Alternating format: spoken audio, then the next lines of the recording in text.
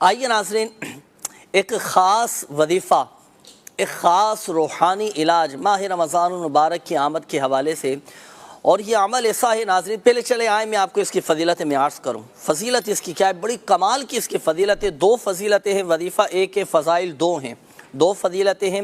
عمل کرنے والے کو، اس وظیفے پر عمل کرنے والے کو یا تو دونوں فضیلتیں حاصل ہو جائیں گی، یا دونوں میں سے کوئی ایک فضیلت مرنے سے پہلے اسے حاصل ہوگی۔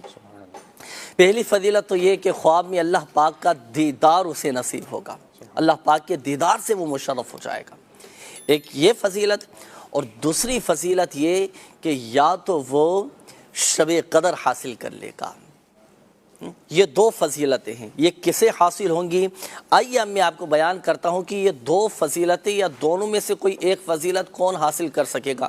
عمل نوٹ کیجئے گا، وظیفہ نوٹ کیجئے گا، اور یاد رکھیے گا کہ ماہ رمضان المبارک کی چاند رات آپ نے اس وظیفے پر عمل کرنا ہے۔ سنیے، امام محمد بن محمد غزالی رحمۃ اللہ تعالی علیہ فرماتے ہیں کہ جو کوئی ماہ رمضان المبارک کی چاند رات، یعنی پہلی جو رات ہوتی ہے نا، یکم رمضان المبارک کی شب، پہلی شب، 2 رکعت نماز نفل پڑھے، اور ہر رکعت میں سورہ فاتحہ کے بعد سورۃ الفتح، سورہ فتح، یہ 26ویں پارے کے اندر ہے، سورہ فتح کی تلاوت کرے۔ پہلی رکعت میں بھی سورہ فاتحہ کے بعد سورہ فتح کی تلاوت کرے، پھر دوسری رکعت میں بھی سورہ فاتحہ کے بعد سورہ فتح کی تلاوت کرے۔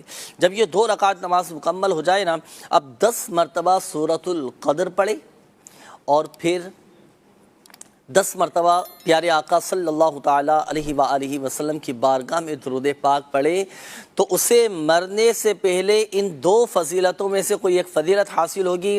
یا تو وہ خواب میں اللہ پاک کے دیدار سے مشرف ہو جائے گا، یا پھر اسے شب قدر حاصل ہو جائے گی۔ تو الحمدللہ عز و جل ان قریب ماہ رمضان المبارک کی آمد ہے، تو ناظرین ماہ رمضان المبارک کا تو چاند دیکھنا ہے، اور اللہ کرے وہ مبارک دن بھی ہمیں دیکھنا نصیب ہو کہ مدینہ طیبہ میں ماہ رمضان المبارک کا چاند اللہ کرے ہم دیکھنے میں کامیاب ہو جائیں۔ تو اللہ پاک ماہ رمضان میں بھی حرمین طیبین کی بعد اب حاضری نصیب فرمائیں۔